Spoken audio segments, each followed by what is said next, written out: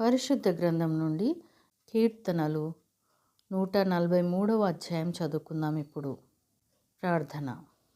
యేసయ్యా, దయామయుడా, కరుణామయుడా, కృపగల తండ్రి, నీకు స్తుతులు, స్తోత్రాలు, వందనాలు చెల్లిస్తున్నామయ్యా.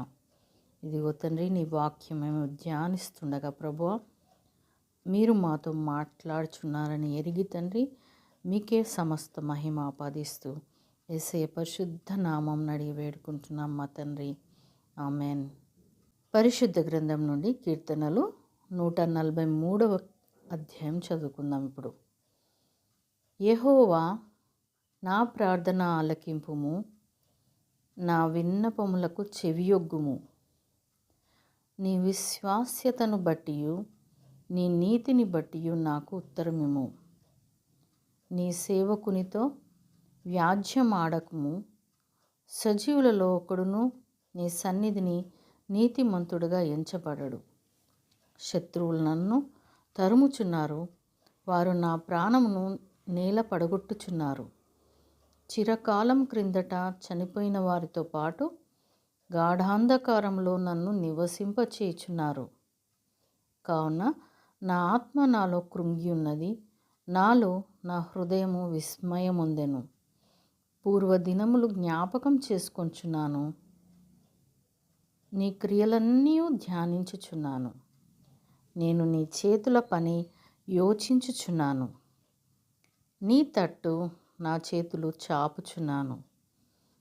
ఎండిపోయిన భూమి వలె నా ప్రాణము నీ కొరకు ఆశపడుచున్నది.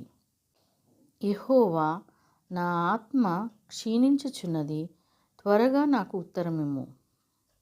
నేను సమాధిలోనికి దిగువారి వలె కాకుండునట్లు నీ ముఖమును నాకు మరుగు చేయకుము.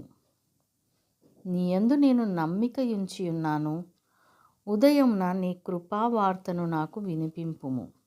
నీ వైపు నా మనస్సు నేనెత్తికొనుచున్నాను. నేను నడవవలసిన మార్గము నాకు తెలియచేయుము. యెహోవా, నేను నీ మరుగుజొచ్చి ఉన్నాను. నా శత్రువుల చేతిలో నుండి నన్ను విడిపింపుము.